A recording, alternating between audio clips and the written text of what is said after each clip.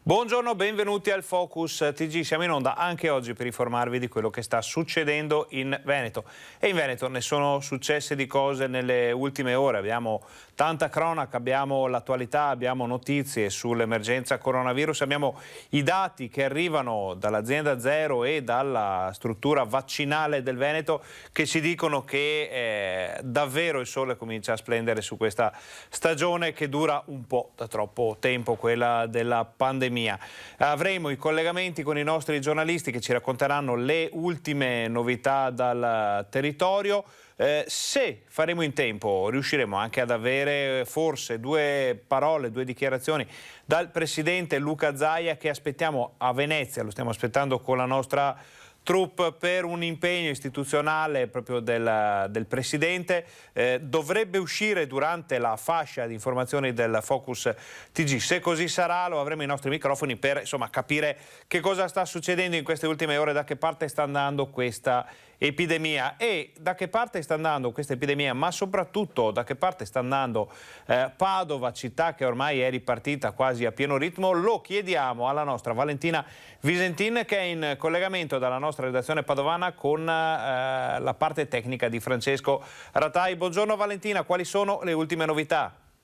Buongiorno Ferdinando, sì, cominciamo parlando del COSP, il Comitato per l'Ordine e la Sicurezza Pubblico, che si è svolto ieri a Padova. Tu parlavi di ripartenza e il fatto che al centro del COSP ci fosse proprio come tema la Movida sta a significare che appunto la città è ripartita e si torna a riparlare di tutti quegli argomenti che una volta erano sempre al centro dell'attenzione. In questo caso appunto si è parlato della Movida alla luce dell'aggressione che c'è stata nel fine settimana tra Piazza Duomo e Piazza dei Signori, un'aggressione che per aspetti potrebbe avere anche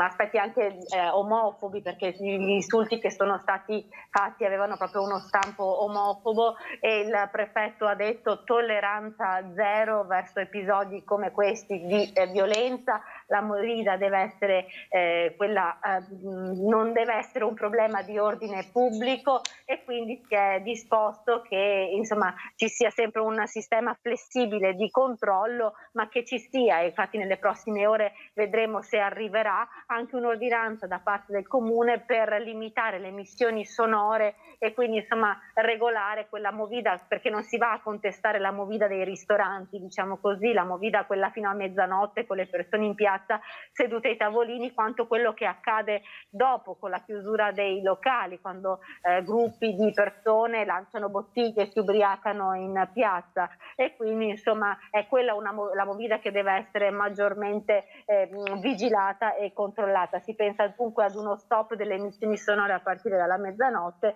per garantire così insomma il rispetto reciproco nei confronti dei residenti, che comunque devono capire che la città deve ripartire con la Movida, anche insomma il rispetto dei residenti stessi, che devono invece poter riposare nelle proprie case dopo una certa ora. Allora Valentina, noi abbiamo già il vostro servizio pronto, lo vediamo alla fine di questo collegamento, così sentiamo anche che cosa ha detto il prefetto. Naturalmente parliamo di quella che è cosiddetta Movida fracassona, che a Padova sappiamo ha creato qualche problema nel corso del tempo.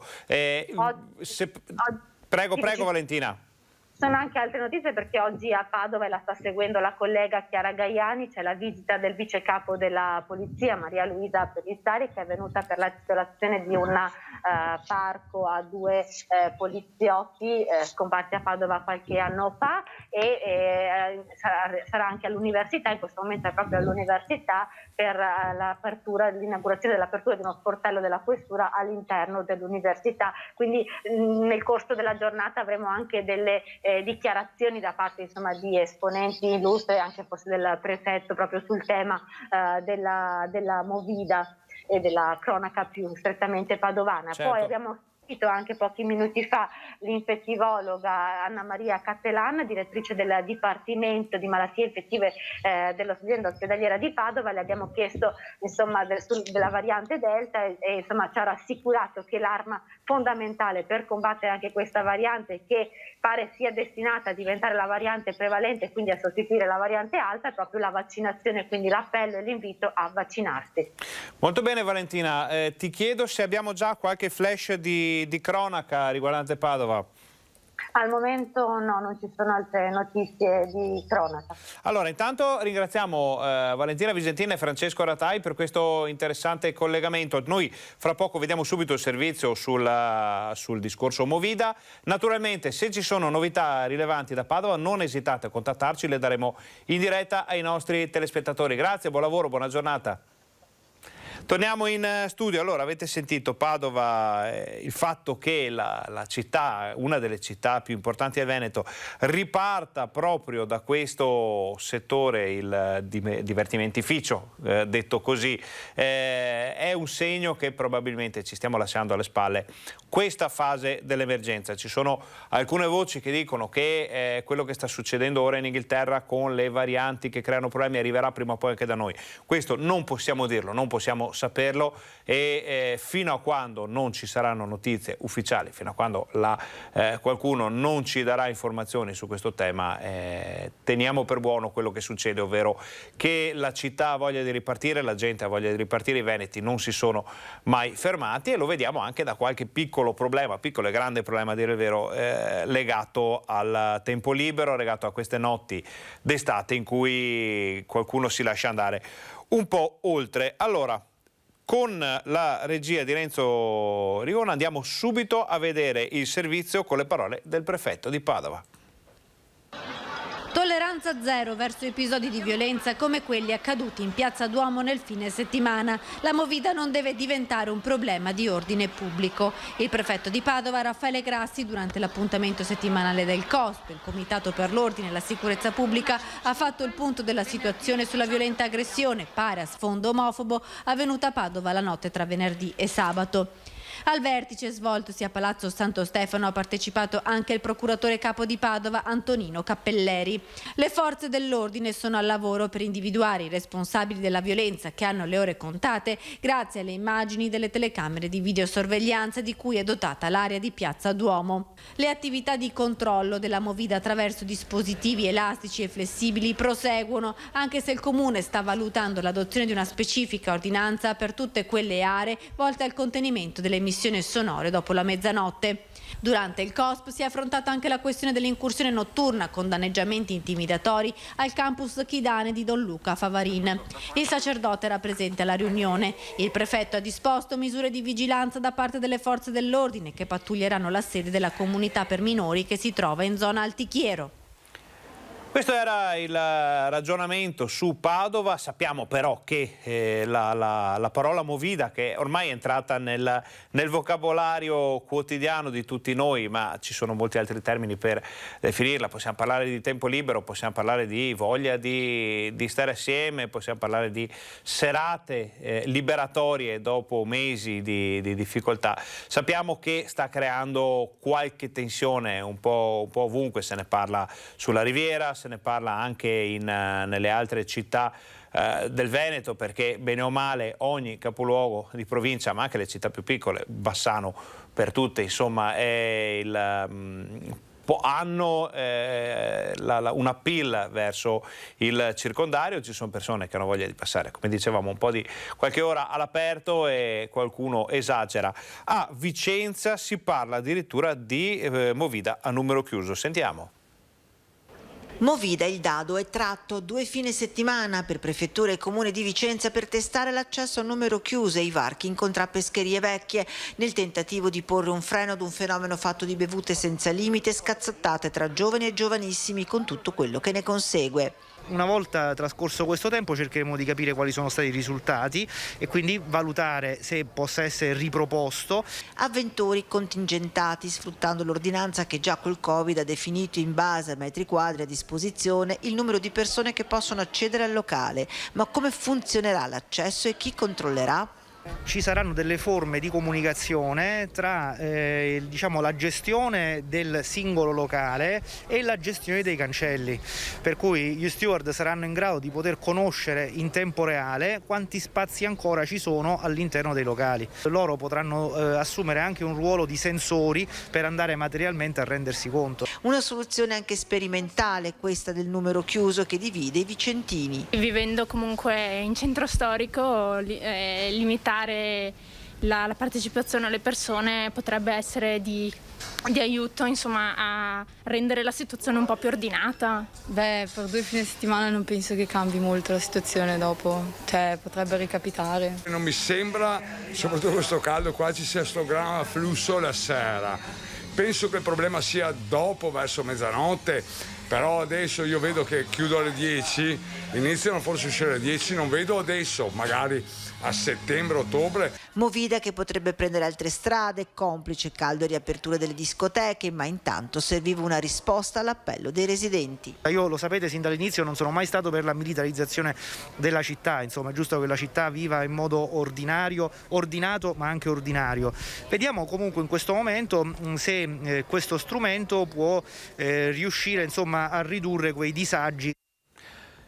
Questo è un tema che con l'arrivo del weekend, del fine settimana, ricordiamo l'ultimo fine settimana con le mascherine, con tutte poi le precauzioni del caso di cui parleremo dopo, è insomma un tema che resterà importante anche nei prossimi giorni. Come sempre ne parleremo nella nostra informazione. Ora noi facciamo una brevissima pausa pubblicitaria, state con noi, torniamo fra pochissimo.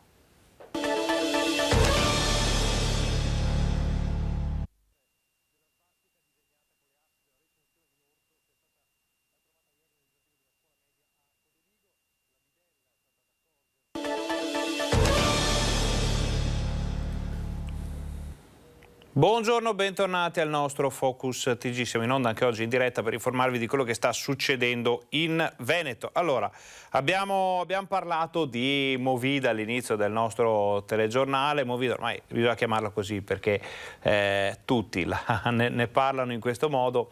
Qualche problema c'è stato, qualche problema ci sarà di sicuro, ne parliamo nei nostri notiziari. Parliamo invece di cronaca, perché è una notizia che arriva da Bassano del Grappa, una notizia di poco fa. C'è stato un gravissimo incidente stradale avvenuto questa mattina in Viale Venezia. Abbiamo già le immagini che i nostri giornalisti, che i nostri operatori hanno potuto raccogliere sul posto questa mattina. Si tratta di un investimento avvenuto poco dopo le 9, siamo già a Cassola, fra Bassano e Cassola, in Viale Venezia. Un autobus ha investito una donna di 43 anni, residente nelle vicinanze, mentre attraversava sulle strisce, vedete le strisce pedonali. La donna è stata portata in ospedale, portata in pronto soccorso, ma è deceduta in seguito alle gravissime ferite riportate nello scontro con l'autobus che vedete in queste immagini. Ha colpito con la testa il parabrezza, il vetro davanti dell'autobus, è stata sbalzata a terra, non c'è stato niente da fare. Sul posto i carabinieri, sul posto anche il 118, il mezzo è stato posto sotto sequestro. Noi avevamo sul posto i nostri giornalisti, come dicevamo, che hanno anche raccolto alcune testimonianze, hanno parlato con le persone che hanno assistito, perché è una tragedia che è avvenuta sotto gli occhi di parecchie persone, visto anche il momento particolare di traffico. Quindi questa sera nel TG Bassano poi tutti gli approfondimenti anche su questa notizia che naturalmente, vista la gravità, vista la situazione, è in corso di aggiornamento. Poi ne riparliamo eventualmente se ci saranno altre novità nel corso qui della nostra diretta di pranzo, le daremo immediatamente. Allora, parliamo di incidenti, restiamo in tema, andiamo a vedere un gravissimo incidente avvenuto sulla Jesolana. Un morto e 3 feriti. È pesantissimo il bilancio di un incidente stradale avvenuto la notte scorsa in via Fausta, lungo la Jesolana, Lugugnana di Portogruaro. A perdere la vita un 24enne originario del Venezuela, residente a Pasiano di Pordenone. Viaggiava nel sedile posteriore di un'auto assieme ad una donna che si trovava al volante e ai suoi 2 figli di 14 e 1 anno e mezzo, anche loro di origine venezuelana e residenti in provincia di Pordenone. Erano circa le 23 quando l'auto che procedeva in direzione Jesolo è uscita di strada carambolando in un campo. A lanciare l'allarme alcuni automobilisti in transito. La donna è stata estratta dalla macchina dai vigili del fuoco e stabilizzata dai sanitari del SUEM. Le ambulanze sono arrivate da Portogruaro, Caorle e Bibione, quindi trasferita in codice rosso in ospedale e in coma. Sono serie anche le condizioni dei 2 bambini, mentre purtroppo, nonostante i soccorsi, per il 24enne non c'è stato niente da fare. Il giovane è deceduto nello schianto, come accertato dal medico del SUEM. I carabinieri hanno chiuso la strada durante i soccorsi e poi eseguito i rilievi dell'incidente. Le operazioni di soccorso dei vigili del fuoco sono terminate dopo circa 4 ore. Cambiamo decisamente argomento, parliamo della vicenda avvenuta sul Piave, l'uccisione con 20 coltellate di una donna che stava prendendo il sole. Ci sono delle novità, se ne è occupata la nostra redazione di Treviso. Ha inferto Elisa 20 coltellate, poi ha riposto la lama nello zainetto e si è presentato per costituirsi alla caserma dei carabinieri di Valdobbiadene, trovandola chiusa. Determinato a raccontare quello che aveva fatto, ha telefonato. La chiamata, deviata al 112, è stata ricevuta da un operatore che, resosi subito conto della gravità della situazione, ha allertato i colleghi. Si aggiungono dettagli sconcertanti alla ricostruzione dell'omicidio in riva al Piave della 35enne di Pieve di Soligo Elisa Campeol, uccisa con un coltello che Fabrizio Biscaro, 34 anni, di Col San Martino, aveva comprato la sera prima nel centro commerciale di Valdobbiadene. Si è allontanato dal lavoro alle 7:30 del mattino, martedì, a Follina, senza dare spiegazioni, senza rincasare, dormendo in macchina, passando l'indomani a comprare dei gratta e vinci al tabaccaio. I genitori si sono presentati dai carabinieri per denunciarne la scomparsa, ma quando l'hanno rivisto ieri pomeriggio era già accusato di omicidio. Il giovane è ora rinchiuso in carcere a Santabona. È stato portato ieri sera, a tarda ora, ovviamente adesso nella sezione di transito di quarantena precauzionale Covid, ed è a disposizione, come in questi casi, dell'autorità giudiziaria da cui dipende in tutto e per tutto nella sua gestione. Biscaro, assistito dall'avvocato Rosa Parenti, attende ora l'udienza di convalida dell'arresto. Sotto sequestro la sua auto, il PC e il cellulare e anche la macchina di Elisa. I genitori della ragazza hanno deciso di affidarsi a loro volta a un legale, l'avvocato trevigiano Sergio Agatolio. Il pubblico ministero Gabriella Cama ha disposto l'autopsia sul corpo della giovane barista contro cui il 34enne si sarebbe scagliato per sfogare e ha dichiarato la rabbia che gli cresceva dentro. Ha inoltre riferito di aver interrotto volontariamente da qualche mese l'assunzione dei medicinali che gli erano stati prescritti perché lo facevano stare male. Io lo conoscevo perché anche lui è mio coetaneo ed eravamo alle medie assieme. So che tipo di persona era, una persona mite, una persona che stava nelle sue, una persona silenziosa. Non mi sarei mai aspettato che ci saremmo trovati ad affrontare una terribile notizia di questo tipo. Il sindaco ha incontrato i genitori di Biscaro, sconvolti, addolorati per la morte di Elisa, increduli di fronte al gesto del figlio. Mi hanno detto semplicemente che gli è crollato il mondo addosso, anche a loro ovviamente, perché quando sono stati convocati non si aspettavano che venissero informati, insomma, che loro figlio aveva fatto un omicidio, insomma. E su questa vicenda, che ha veramente dell'incredibile, siamo andati a parlare con il primario della psichiatria di Conegliano per cercare di capirne di più. Una lucida follia, le parole di Fabrizio riecheggiano come un grido silenzioso. Ero animato dalla rabbia. Lui, che era stato in cura per problemi psichiatrici, che aveva terminato il percorso, ma che negli ultimi mesi aveva dato qualche segnale, aveva compiuto atti autolesionistici. Un grido inascoltato. Ora sarà la procura, saranno gli inquirenti a stabilire perché sia accaduto tutto questo. Sarà appunto cura di chi in questo momento ha contatti con Fabrizio o li avrà in futuro specialistici, capire come mai possa essere successo quello che è accaduto. In cura, ci spiega la dottoressa Tozzini, era stato diverso tempo fa. In passato è stato in cura presso i servizi dell'OC Psichiatria Pieve di Soligo del Dipartimento di Salute Mentale di Treviso. La tragedia è arrivata come un tornado anche qui a Conegliano. Vi aspettavate un atto così feroce da parte di Fabrizio? Assolutamente no, siamo rimasti molto sorpresi. Tra l'altro noi non abbiamo avuto nessuna segnalazione né avvisaglia per esempio dalla famiglia. Tutti i pazienti che hanno un percorso di cura presso i nostri servizi sanno benissimo come accedere, anche i loro familiari. Puntiamo molto sulla presa in carico appunto multiprofessionale integrata e soprattutto sulla accessibilità dei servizi. C'è sconcerto anche tra i medici, ma la dottoressa Tozzini ha voluto sottolineare una questione importante. Non vorrei appunto che passasse il messaggio anche che la patologia psichiatrica o qualsiasi tipo di disturbo, di disagio appunto dell'area della salute mentale possa essere equiparato necessariamente a un agito di questo tipo o appunto a una pericolosità.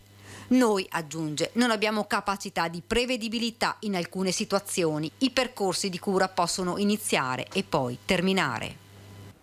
Su questo argomento sentiamo l'editoriale del direttore Luigi Baccialli. Aveva 35 anni e ha fatto una fine orribile, uccisa senza motivo, probabilmente al suo assassino mentre implorava pietà chiedeva anche perché si deve morire così, scelta a caso, perché di una scelta a caso si è trattato.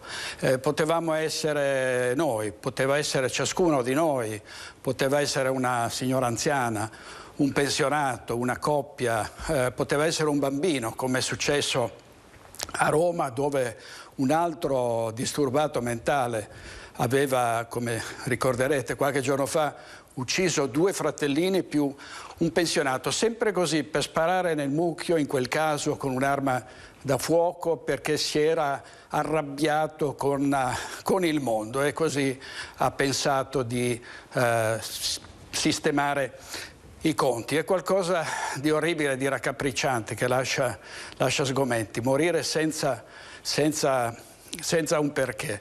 E questo succederà ancora purtroppo, perché dopo la chiusura dei manicomi con la legge Basaglia e poi successivamente anche la chiusura degli ospedali psichiatrici giudiziari, che non erano del Ministero della Salute e della Sanità ma del Ministero della Giustizia, quindi dei carceri che poi sono stati chiusi, ci sono migliaia di psicolabili, di disturbati mentali, di psicopatici, di persone che veramente hanno perso il senno della ragione, che possono uscire di casa, possono addirittura avere la patente, guidare e colpire in maniera così brutale. Allora noi abbiamo pensato che in un momento in cui si parla inutilmente di tante questioni, migranti, lo Ius Soli, adesso c'è il grande dibattito sul DDL Zan, che è una legge ovviamente che tende a proteggere i più fragili, i più deboli. Ci vuole un DDL contro i malati di mente che circolano liberamente, che sono liberi di uscire di casa e di fare quello che ha fatto quest'uomo coetaneo della vittima. E allora l'unica cosa da fare, e questo non è più neanche un commento, è una comunicazione di servizio. Noi come reti televisive dobbiamo e vogliamo fare un'inchiesta, fare un'indagine sul sistema sanitario nazionale e regionale in questa fase, in queste circostanze, per capire come mai queste persone sono libere di agire indisturbati. Sono migliaia di persone che sono a carico delle famiglie, perché ci sono strutture, ci sono centri di salute mentale, ci sono assistenti sociali, ci sono i comuni, ma non c'è niente di veramente organizzato, di veramente efficace per far fronte all'innalzamento di questa soglia di violenza. Quindi d'ora in poi le nostre redazioni sentiranno gli avvocati, sentiranno gli psicologi, sentiranno gli psichiatri. Cerchiamo di capire assieme come fare a fermare un fenomeno che non può far altro che altri danni se la situazione non cambia. Quindi aspettiamo anche da voi un aiuto, un contributo, collaboriamo insieme per mettere fine a questo stillicidio di morti e a quella che può diventare una strage spaventosa. Avete sentito dalle parole del direttore Luigi Baccialli un impegno importante anche da parte del gruppo Media Nord-Est, un approfondimento, un tema di stretta attualità che non può e non deve emergere solo dopo quello che è successo, ma che deve diventare anche tema fondamentale nell'agenda poi sia della politica ma della quotidianità di chi fa le scelte in questo paese. Detto questo, noi facciamo una brevissima pausa pubblicitaria, state con noi, torniamo fra pochissimo.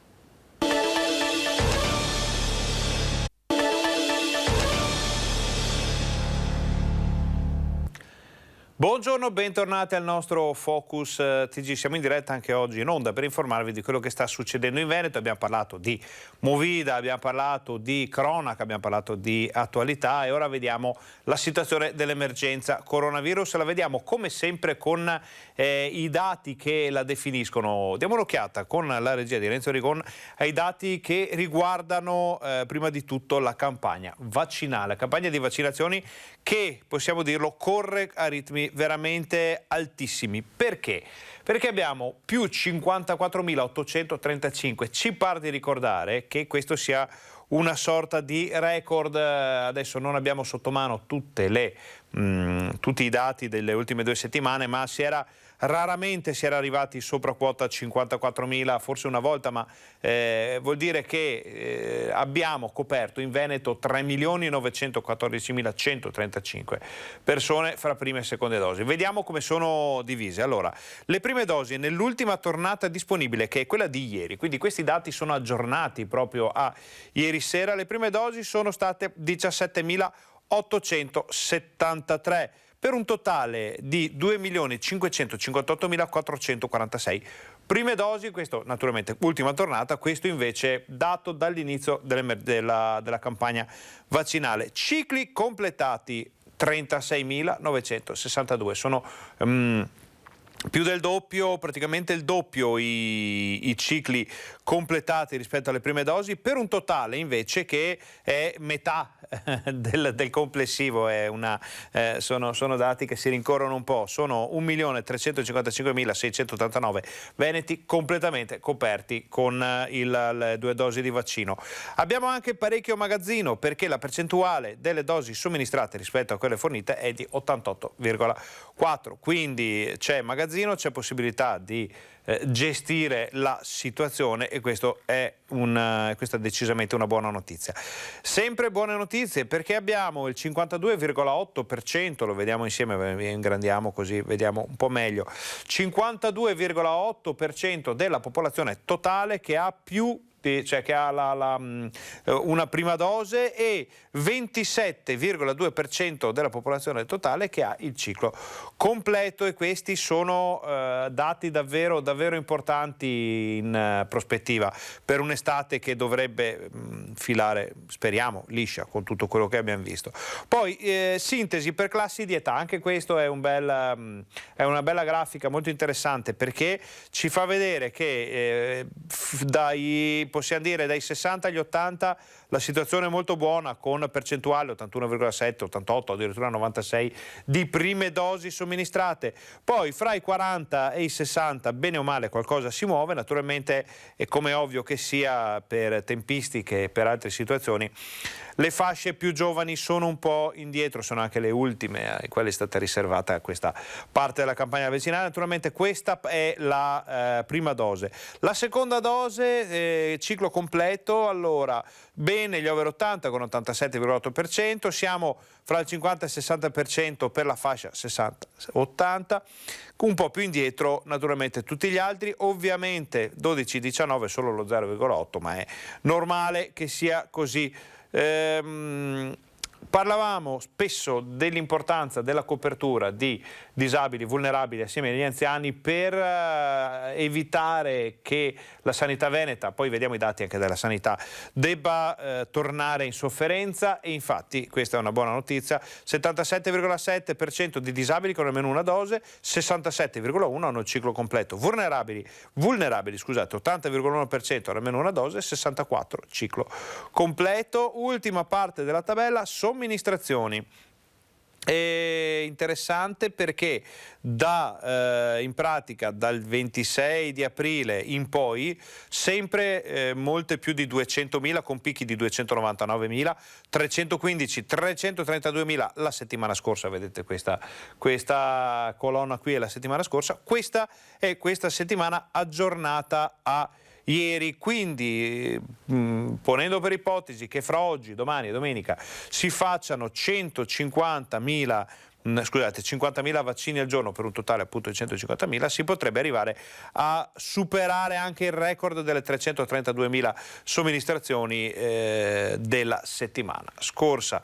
Questi sono i dati delle varie ULSS, vediamo che sono tutti molto buoni perché a Padova sono già 750.000 le dosi somministrate, a Verona 692.000, nella Marca Trevigiana 687, insomma ovunque la campagna prosegue, la campagna continua, è importantissima perché sapevamo, possiamo rientrare con le immagini, sapevamo che la manovra a tenaglia, passateci il termine, contro questa fase dell'emergenza coronavirus è composta da una parte dai vaccini che corrono veramente in modo molto forte e dall'altra è dal calo dei dati dell'emergenza, e adesso li vediamo assieme proprio per confermare questa situazione. Allora, questi sono dati di questa mattina, vedete, questa mattina alle ore 8.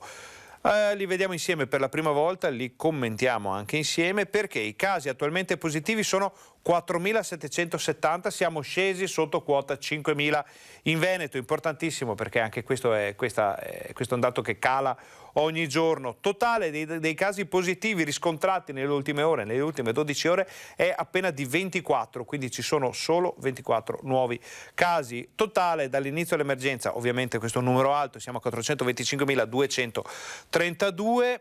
I guariti sono però 408.854, purtroppo ci sono, e qui bisognerà iniziare a fare i conti prima o poi con questo dramma, a parte chi si è già scontrato perché ha perso qualcuno, a lui caro, tutto il Veneto dovrà prima o poi rendersi conto che abbiamo perso 11.600 persone a causa dell'emergenza coronavirus. Scendiamo nella seconda parte della tabella, che è quella che riguarda la sanità, perché è molto interessante anche la parte della sanità. Abbiamo 268 persone ricoverate in area non critica, di cui 61 ancora positive e 207 che si sono negativizzate.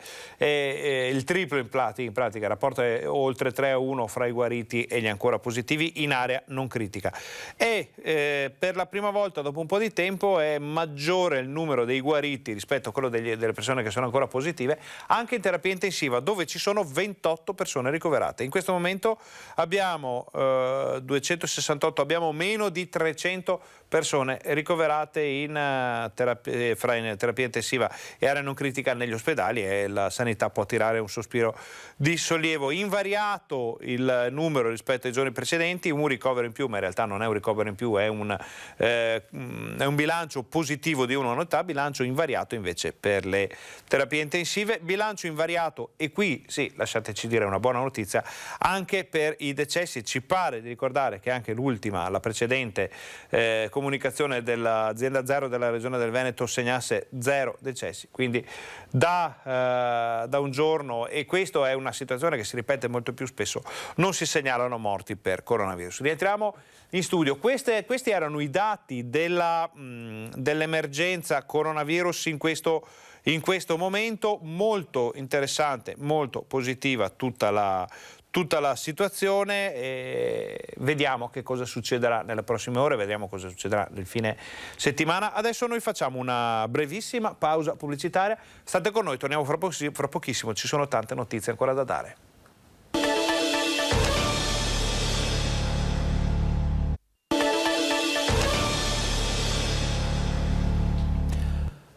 Buongiorno, bentornati al Focus TG. Poco fa avete sentito l'editoriale del nostro direttore Luigi Bacciali, che ha parlato del mondo legato alla salute mentale, e il ministro Speranza ha appena rilasciato una dichiarazione molto importante. Dice: le persone con disturbi di salute mentale continuano a ricevere risposte non sempre adeguate. Dobbiamo riconoscere che negli ultimi decenni l'attenzione dedicata alla salute mentale non sempre sempre è stata all'altezza. Ci sono ampie disuguaglianze tra regioni nell'accesso alle cure, nell'offerta di servizi, nel ricorso a trattamenti sanitari obbligatori e nello sviluppo di rete territoriale. Inoltre, da più parti si registra una carenza di risorse economiche e difficoltà degli operatori. A evidenziarlo appunto il Ministro della Salute Roberto Speranza, che è intervenuto alla seconda conferenza sulla salute mentale, sottolineando che su queste criticità, andrà rafforzato il monitoraggio. Quindi un tema che entra di diritto finalmente nell'agenda politica anche nazionale, ne parleremo di sicuro nei nostri notiziari. Allora, andiamo a vedere un po' di cronaca, prima di tutto con l'esplosione in via Levada, Breda di Piave. Io ho sentito il botto alle 4, che ero a letto, ho fatto un sussulto, proprio un colpo forte. E niente, mi sono alzata, ho guardato fuori. Ed ecco quel che resta della casa dei vicini qui a Breda di Piave, in via Levada 7, superati i campi di colture, alla fine di questa lunga stradina bianca, soltanto macerie, con Alessandrina Piovesano, 87 anni, in gravissime condizioni, in seguito alle lesioni traumatiche riportate anche negli organi interni, per le ustioni su quasi il 90% del corpo. Ferito, ma sembra non in modo altrettanto grave, anche il marito, Aldo De Biasi, 90 anni, il prossimo lunedì. I coniugi non vivevano più al primo piano, ma si erano trasferiti al piano terra. La signora Alessandrina alle 4 del mattino ha sete. Dalla camera da letto si dirige verso la cucina, quel che resta della cucina, la vediamo completamente sventrata come il resto della casa. Accende la luce e lì avviene la catastrofe, l'esplosione, il botto e da qui i soccorsi. È stato infatti uno dei figli che abita nella casa accanto ad accorrere nell'immediatezza del fatto e a prestare le prime cure ad entrambi i genitori, racconta il primo cittadino. E quello che ha anche aiutato la mamma a venire fuori dalla casa è il papà e poi hanno dato l'allarme al 118 ed è intervenuto prontamente. Lo scoppio c'è stato, le cause non sono, ancora non si conosce bene la causa, perché alle prime ricostruzioni sembra che il fornello del gas sia chiuso, la bombola era esterna. Immobile, quel che ne resta con le sue macerie, ora sotto sequestro da parte della polizia giudiziaria per accertare le cause di questo inaspettato ed imprevisto dramma.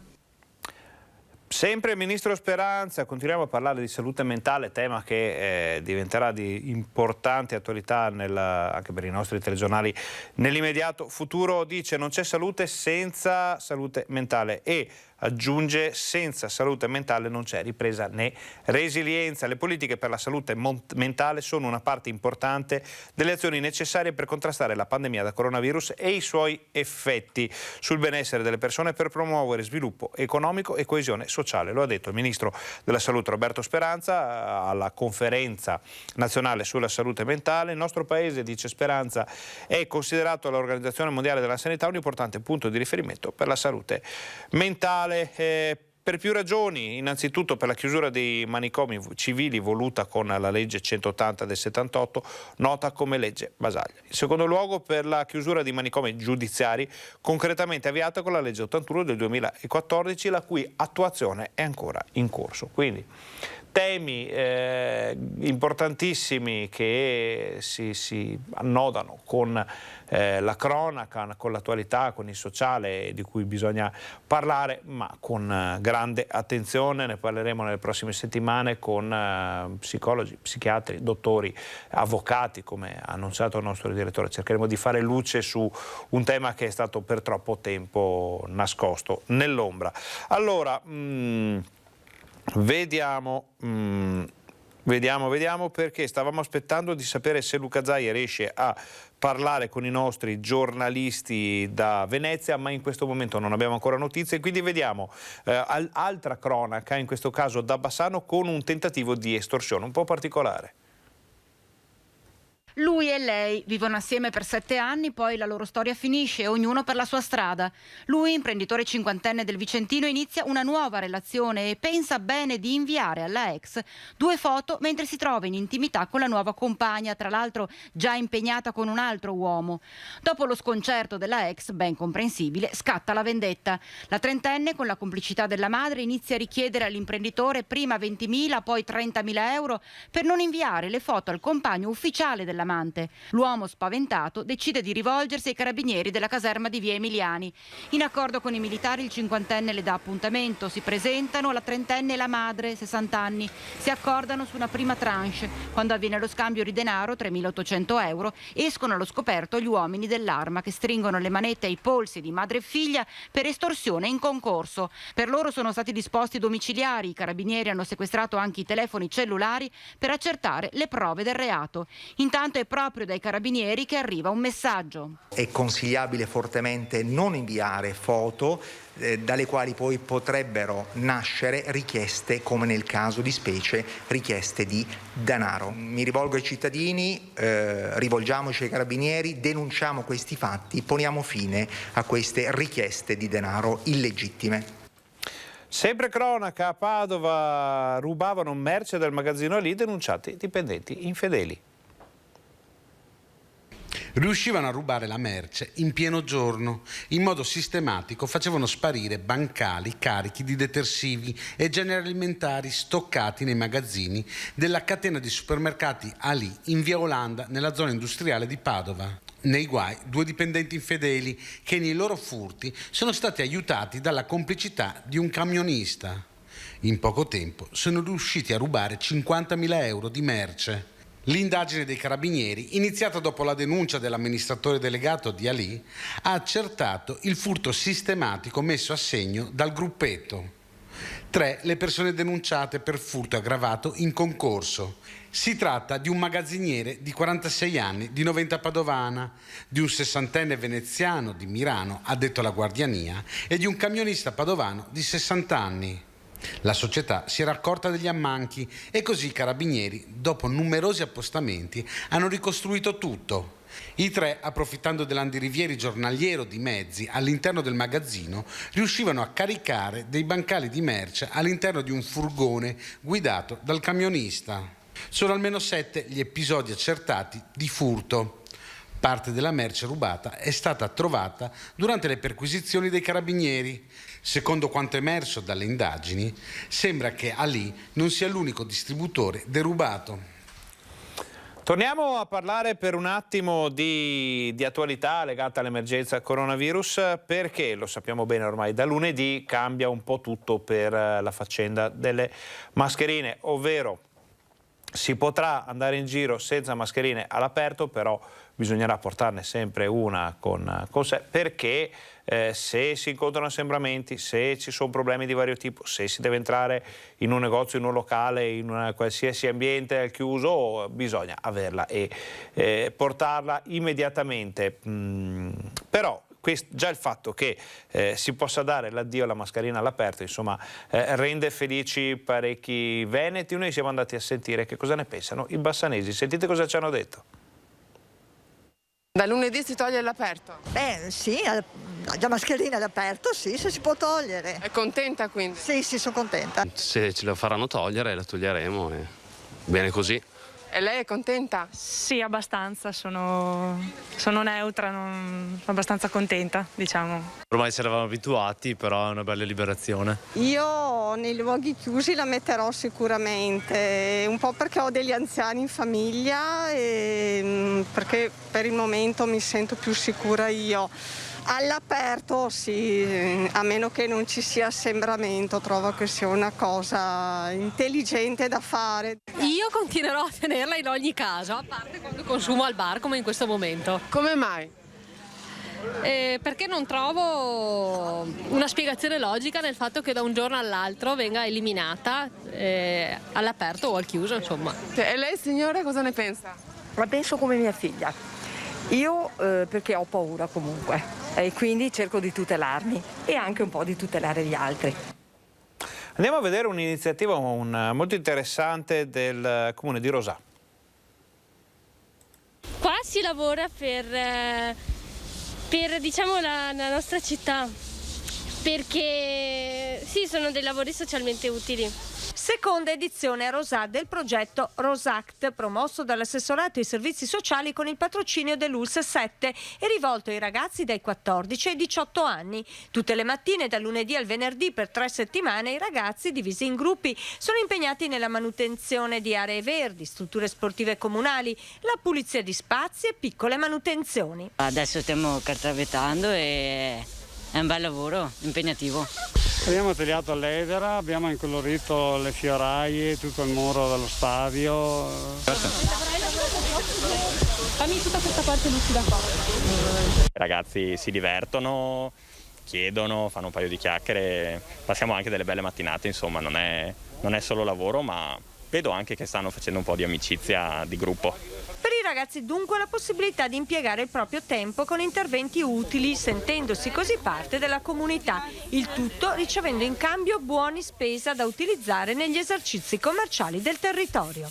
È un progetto nuovo, un progetto che abbiamo da qualche anno avviato, che quest'anno ha avuto il boom, perché con 310 ragazzi credo che ha un significato anche per noi amministratori molto importante, soprattutto molto anche soddisfacente da tutti i punti di vista. È utile per la propria città, per fare lavori, e me l'aspettavo, cioè così com'è, non mi aspettavo niente di che. È bello anche ritrovarsi, anche un po' a divertirsi lavorando.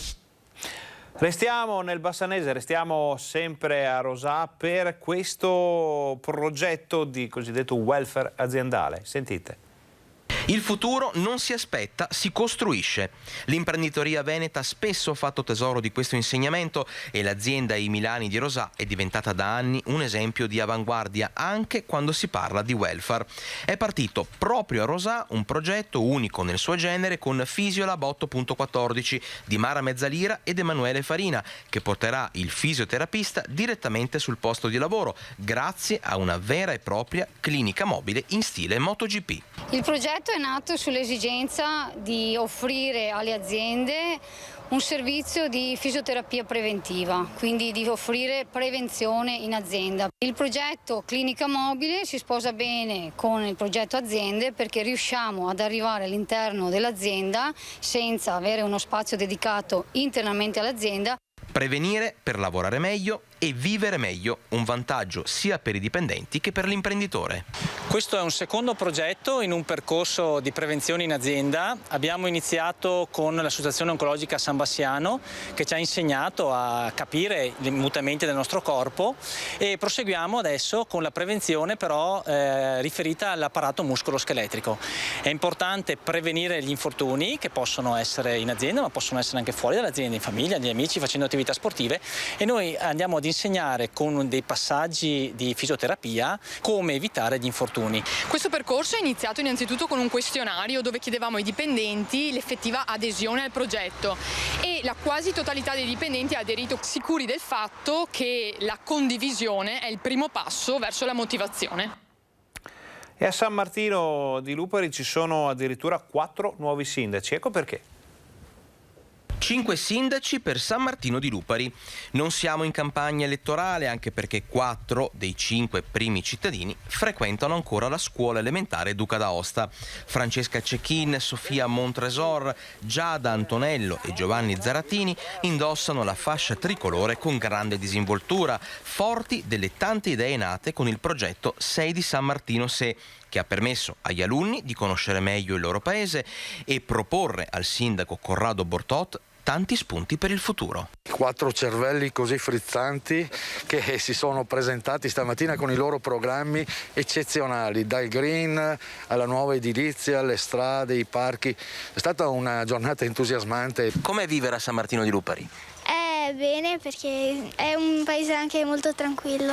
È bello vivere a San Martino, non so come spiegarlo, però è bello. Un giorno vorrai diventare sindaco? Vorrei, perché vorrei rendere San Martino di Lupari un paese più ecologico. Non ambisco a questa carica, però se avessi l'opportunità anche lo farei.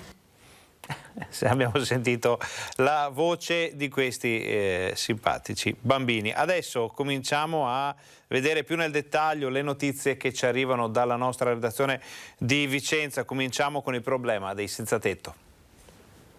Distesi a terra tra cartoni, coperte, vestiti, sacchetti, d'inverno come d'estate. La loro casa è la strada, il loro ristorante è un pasto alla Caritas. Sono i senza tetto che a Vicenza negli ultimi tempi sono un po' dappertutto. Agli angoli delle strade, sulle soglie delle case, chiedono l'elemosina investendo i pochi spiccioli in alcol. Bevono tanto, troppo e con il caldo di questi giorni e l'alcol si fanno anche più aggressivi. Volti noti delle cronache cittadine, l'ultimo ha cercato di rubare i soldi in un bar del centro. Un fenomeno che i vicentini hanno più volte fatto presente a forza dell'ordine e amministrazione comunale. Se uno ha bisogno di un panino, gli dai un panino, ma se uno ha bisogno di bere birra, no.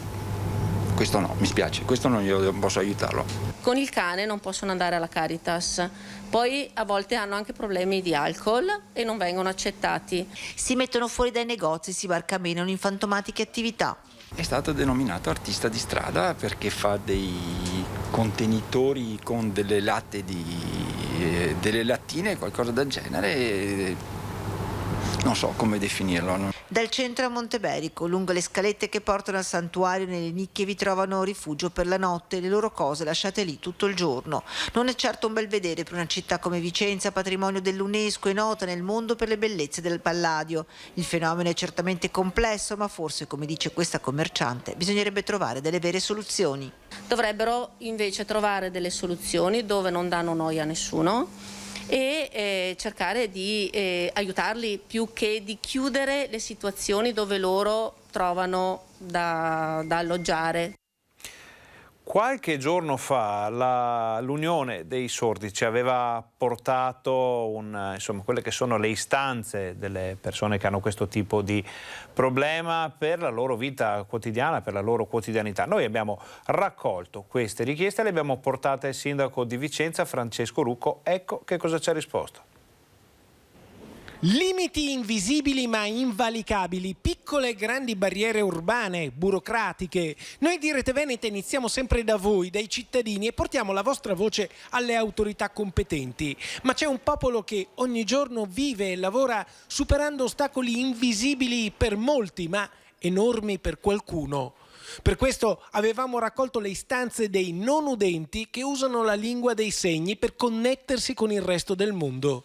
A spiegarci i loro problemi quotidiani era stato Luca Sinico, presidente dell'Ente Nazionale Sordi di Vicenza, che con la sua brava traduttrice aveva lanciato un appello al comune di Vicenza. È chiaro che se una persona sorda ha bisogno di comunicare con qualche referente dell'ufficio pubblico sarebbe opportuno fissare un appuntamento e in questo caso viene chiamata l'interprete per quel giorno che c'è quell'incontro, quell'appuntamento dove lui ha bisogno di comunicare con appunto un referente dell'ufficio pubblico. Finora queste cose non vengono organizzate, non si fanno, quindi cerchiamo di non rimanere fermi. E noi di Rete Veneta non siamo rimasti fermi. Serve un interprete della lingua dei segni per consentire ai non udenti di comunicare con gli uffici pubblici. Portiamo questa istanza al sindaco di Vicenza, Francesco Rucco. Faccio mia la richiesta dell'Ente Nazionale Sordi attraverso Rete Veneta, che ringrazio per aver attenzionato questo problema, che cercheremo magari di risolvere studiando un servizio apposito all'interno dell'amministrazione comunale, chiaramente su organizzazione di un appuntamento che potrà favorire l'accesso quindi dei sordi anche negli uffici comunali e trovare una persona che possa fare da intermediario rispetto alle istanze che si presentano in comune. Questo l'impegno che oggi assume Francesco Rucco. Bene, ringraziamo il sindaco e attendiamo che venga istituito un servizio apposito che consenta ai non udenti di comunicare con gli uffici pubblici grazie a un interprete nella lingua dei segni. Quindi la questione non finisce qui, ma continua. Cambiamo argomento, parliamo della protezione civile, meeting regionale per 3 giorni a Lonigo. Un esercito di 4.000 volontari di protezione civile e di tante altre associazioni attive negli scenari di calamità si daranno appuntamento a Lonigo questo fine settimana a partire da domani per il 12° meeting regionale di protezione civile. 8.000 invece le presenze previste di quanti vorranno assistere ad esercitazioni con scenari simulati di emergenza ma molto suggestivi, compreso l'intervento dell'elicottero e salvataggi alla Rambo. Il lavoro che c'è dietro è un lavoro, mi creda, incredibile. C'è un piano di sicurezza molto dettagliato che ho discusso personalmente con il prefetto e con il questore. Oltre al piano di sicurezza c'è un piano di sanità che è molto impegnativo, perché dobbiamo fare in modo che il tutto si svolga nella massima sicurezza. 10 anni fa, se faccio un piccolo promemoria, era appena partita la protezione civile nazionale, la Regione aveva dato nel 2000 a disposizione a tutti i comuni di fare un proprio gruppo di protezione civile e da lì era partita, chiamiamola un po' la foga della protezione civile. Tutto questo mondo si è evolto in maniera assoluta. Una festa per tutti, addirittura la possibilità su prenotazione per i più piccoli dai 7 agli 11 anni, una trentina, di essere accolti sabato pomeriggio per partecipare ad esercitazioni anche in notturna, poi il dormire nelle tende con i responsabili, una bella colazione e il ritorno in famiglia. Proviamo ad alleggerire il tema, l'argomento, e cerchiamo di dare un momento di festa ai volontari dopo tanta fatica, dopo 1 anno e mezzo di lavoro incessante che sta logorando. Una notizia di servizio invece per gli abitanti di Arzignano: arrivano le nuove casette dell'acqua. Estate calda, afosa, il sole che domina le strade, le piazze, atmosfere desolate lasciate al canto delle cicale, in cui l'acqua diventa una risorsa fondamentale. A Tezze, frazione di Arzignano, vicino al campetto della chiesa, l'acqua è accessibile a tutti grazie alla nuova casetta. Anche a Tezze arriva la casetta dell'acqua, un servizio molto sentito per i cittadini, la possibilità quindi di avere l'acqua a chilometro zero, di ridurre l'utilizzo della plastica e acqua a fassa zero, o naturale o frizzante. La casetta di Acque del Chiampo permette a tutti i cittadini di ottenere con 5 centesimi al litro acqua refrigerata, gasata e naturale, filtrata e a FAS 0. Freschezza e sicurezza a portata di mano nei distributori automatici. Ovviamente altre casette verranno installate nei prossimi giorni. Dopo Tezze nelle prossime settimane verranno installate delle nuove casette in altre frazioni, e Restena e San Zeno. Andiamo invece a Cornedo per un nuovo campo sintetico. Sportivi più felici dal mese di agosto a Spagnago di Cornedo grazie ad un nuovo campo in sintetico. Proseguono nel pieno rispetto delle tempistiche che avevamo concordato i lavori di realizzazione del nuovo campo in sintetico. L'impresa incaricata sta procedendo alla posa del manto di ultima generazione, che permetterà uno sfruttamento del campo al massimo delle sue potenzialità. Come avevamo promesso alle squadre di calcio del comune, i lavori verranno consegnati nel rispetto delle tempistiche, quindi permetteremo alle squadre di allenarsi nel nuovo campo già dal mese di agosto. Contemporaneamente l'amministrazione comunale ha affidato anche i lavori di riqualificazione degli spogliatoi a servizio della struttura, che saranno consegnati come il campo sempre nel mese di agosto. Restiamo a Vicenza perché c'è stato il cambio della guardia alla forza di gendarmeria europea.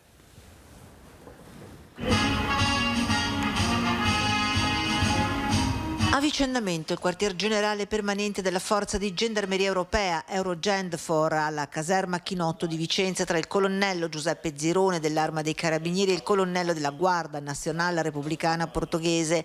Una cerimonia in forma ridotta a causa delle restrizioni imposte ancora dalla presenza del Covid, che ha visto la deposizione di una corona d'alloro al monumento ai caduti presente nel piazzale della caserma.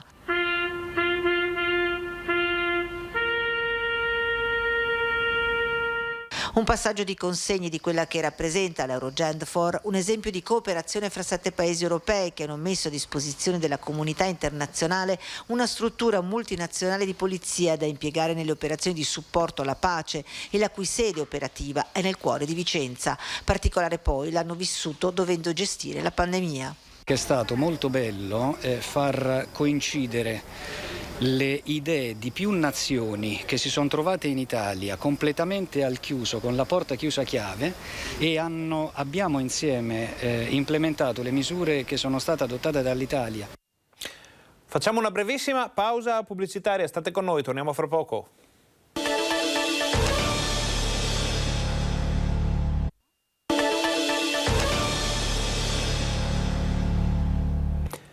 Buongiorno, bentornati al nostro Focus TG. Siamo in diretta in onda anche oggi per informarvi di quel che accade in Veneto e questa è l'ultima parte della nostra fascia di informazione durante l'ora di pranzo. Chiudiamo il tema delle grandi navi con il question time al governo per trovare soluzioni provvisorie a Marghera.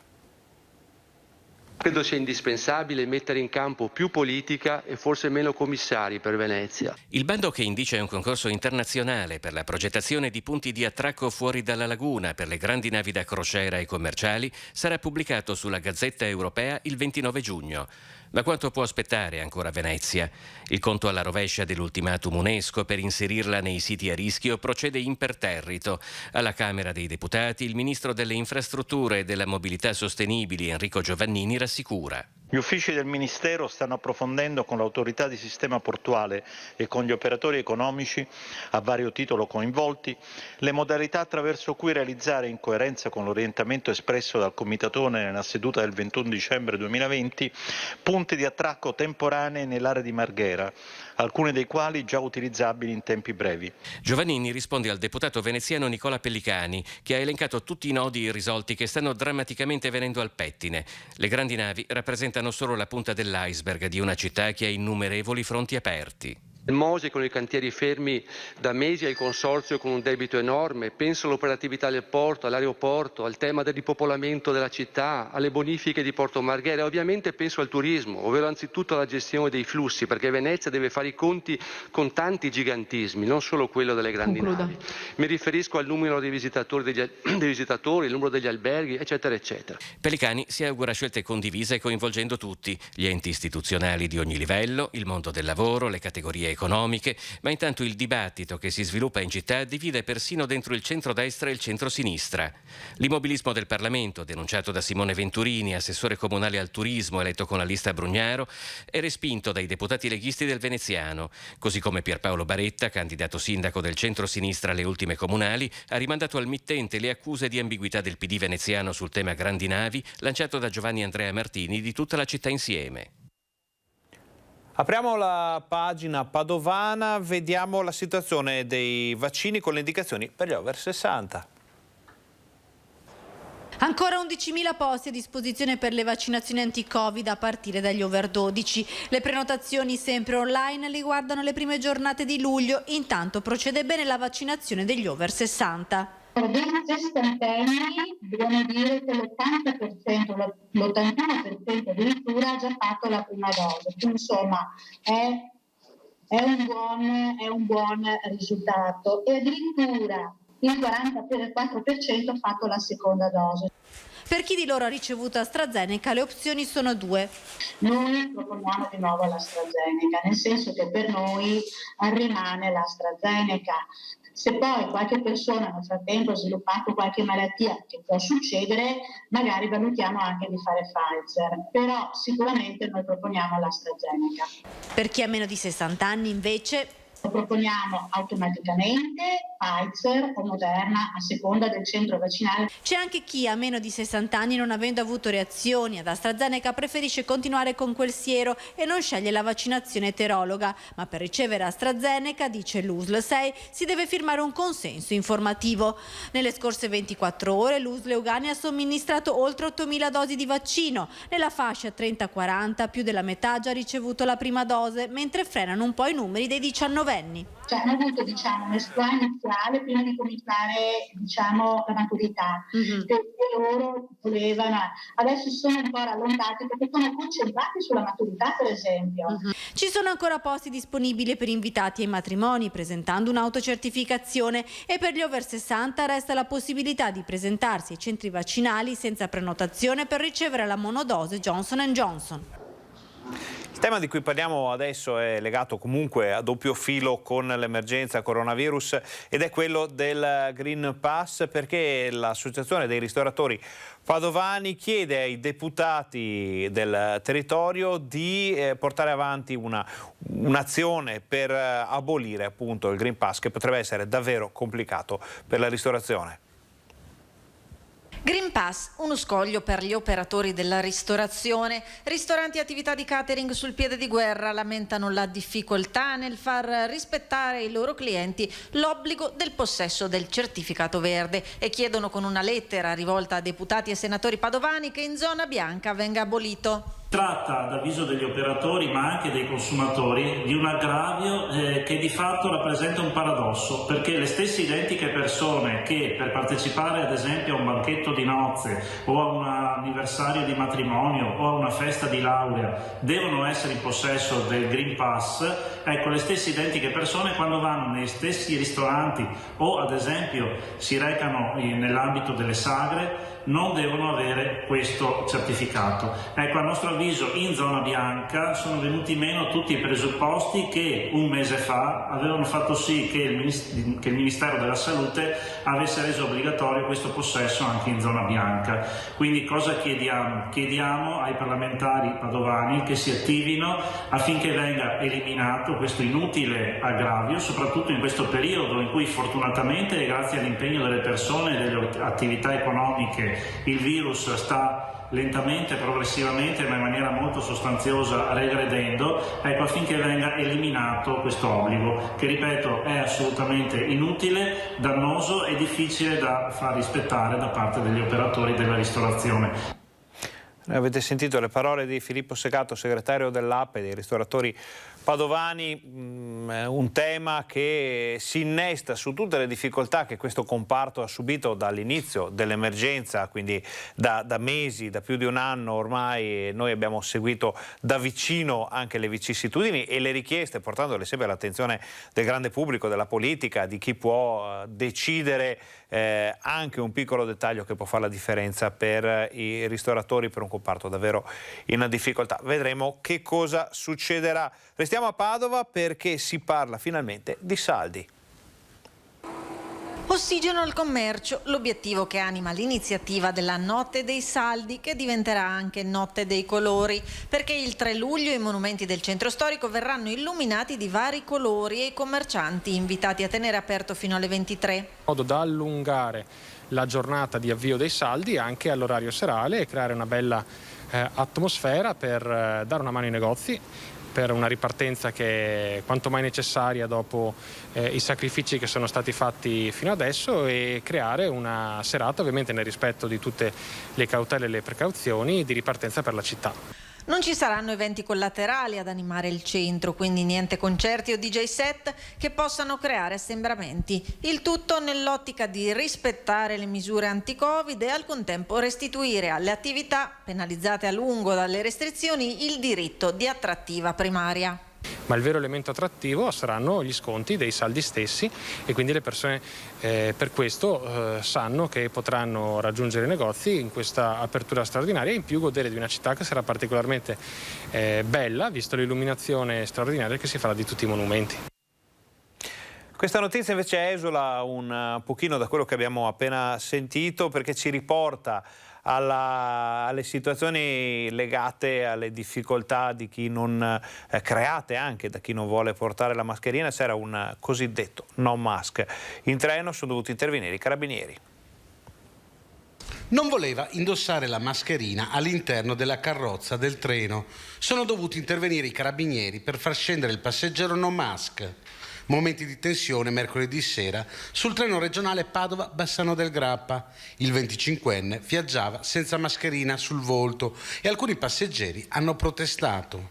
Il capotreno lo ha invitato più volte a scendere alla stazione di Cittadella, ma il 25enne non ne voleva sapere e così faceva accumulare ritardo. A questo punto sono intervenuti i carabinieri che hanno fatto scendere il giovane no mask e lo hanno denunciato per interruzione di pubblico servizio e inosservanza delle norme anti-Covid. Parliamo adesso di sindaci, perché il sindaco di Cadoneghe, Marco Schiesaro, è stato ospite della nostra linea diretta e ci ha raccontato come è cambiato non solo il suo lavoro, la sua quotidianità, ma come è cambiata anche un po' la comunità. Sentite cosa ci ha detto. Tra marzo e aprile dell'anno scorso ci fu un periodo dove si aveva bisogno di donatori di sangue. E io feci delle dirette Facebook dove chiesi ai cittadini di andare alla Fidas locale e di andare presso i donatori di sangue e mettersi a disposizione della comunità e di chi ne avesse bisogno. Proprio in questi giorni sono arrivati i risultati di quella campagna informativa e Cadoneghe è il comune di tutta la provincia di Padova che ha nel 2020 più donatori di sangue. È un numero veramente grandioso e abbiamo circa 3-4 donatori nuovi al mese a livello comunale che hanno rinsaldato e hanno avvicinato le famiglie, perché l'individualismo che purtroppo ci accompagna talvolta nelle società moderne, dove non sappiamo chi abita di là della strada, non li conosciamo. Abbiamo per esempio introdotto un'iniziativa nuova che è il Piedibus. Che sono queste iniziative a livello di quartiere dove dei volontari, degli educatori, degli accompagnatori nei punti di ritrovo dei nostri quartieri accompagnano i bambini degli altri. E proprio l'altro ieri abbiamo premiato i bambini e questi sono gli effetti positivi di una tragedia immane che è stata quella del Covid dal punto di vista sociale, psicologico, economico, e che questo avrà dei riverberi anche nei prossimi anni. Però non tutto è stato negativo, ma ci sono dei riflessi, dei cambiamenti positivi che almeno io vedo. Voltiamo pagina, parliamo delle professioni del futuro. Sono stati forniti i dati da Confindustria Veneto. Esperti in digital transformation, cyber security e manager ambientali sono tra le figure più richieste nelle professioni del futuro.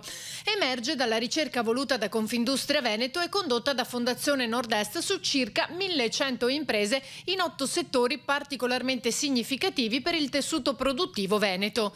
Il 70% di queste dichiara di aver bisogno di assumere nuove competenze. L'esigenza è nata in primis dalle nostre imprese e dagli ITS veneti che da tempo sollecitavano questa indagine per raccordare il più possibile quello che è l'offerta formativa e le esigenze delle imprese. Che hanno un'elevata consapevolezza dell'impatto nei prossimi anni di digitalizzazione, industria 4.0, sostenibilità.